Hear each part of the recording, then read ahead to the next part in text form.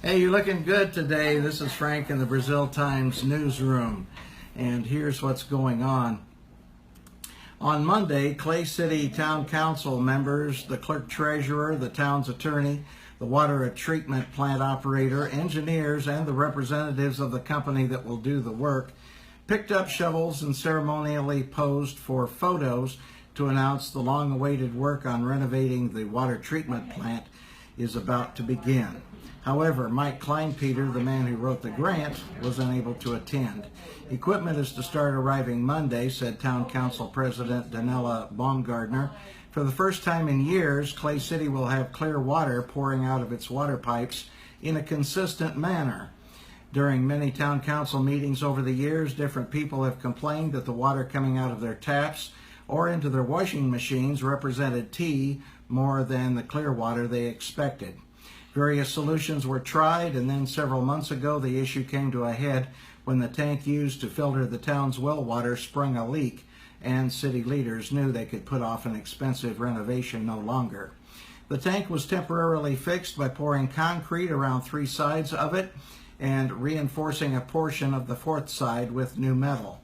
Fortunately, the town was able to obtain a $550,000 grant from the Indiana Office of Community and Rural Affairs, otherwise known as OCRA, and secure a $450,000 loan through a local bank.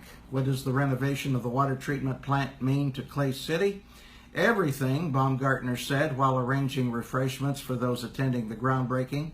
Clean drinking water, and we know it's long past due, so we're ready to get started. She said the cost was a little higher than we anticipated, but I think everything ends up that way. A temporary treatment plant built on a semi-trailer bed will be moved in by October 1st, Baumgartner said. The completely renovated water treatment plant, including new heating and air conditioning, piping, and electrical service, should be completed in December. Town Councilman Tim Rood sees the economic benefits he hopes will come with the new filtration system. It's a shot in the arm to draw people into our town, Rood said. The biggest complaint has been the quality of our water. The new system will replace the current equipment that has been in place since 1968.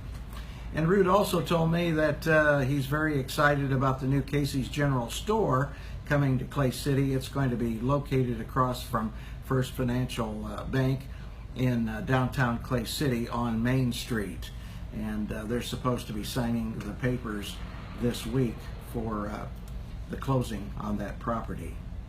In other news, spring is that time of year when people who live in houses on dirt roads think about dust control. They have to, a woman told the Clay County Commissioners on Monday. When vehicles drive past, dust rolls higher than her house. Representatives of Great Lakes Chloride approached the commissioners seeking their business starting June 26 to apply calcium chloride to county roads on a 50-50 paying basis. This is the company that worked with the commissioners last year. The woman who complained about the dust said the chemical needs to be applied earlier than in June. However, a company representative said the heavy rains Clay County has received would wash away the chemical before it could be absorbed into the road surface. If approved again this year, residents will call the county highway garage to schedule an application that will cost residents $50 per 100 feet for 300 to 600 feet and be billed after the chemical is applied. Another person at the meeting asked if the chemical is corrosive, saying his company's trucks began to rust after being exposed to the chemical.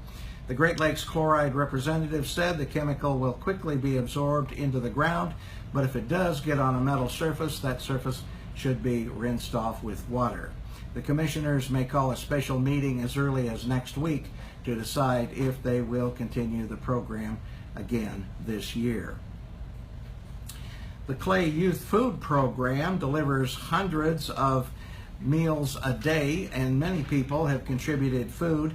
But what may not be considered is that with each meal, a bottle of water is provided, and those bottles are rapidly diminishing, said Karen McQueen of American Softball Kids. McQueen learned of the need from Kim White. Together they decided to have a competition among the Ask Softball teams to provide bottles of water for the Clay Youth Food Program. From now until June 15th, the teams will be donating bottled water for the food program. The team that provides the most bottles of water will receive a trip to Dairy Queen and have their photo printed in the Brazil Times. That is so exciting. I'm thrilled, said Terry Barr of the Clay Youth Food Program when she learned of the competition. The program is now distributing 430 meals per day in the Brazil area, in an additional 32 meals per day in Clay City, she said. We prefer the small bottles, but we will take whatever we can get, Barr said. The small bottles are preferred because they can be laid down in the cooler and refrigerator, she said. And let's see here. The Second Battle of the Fittest has raised money for new YMCA equipment.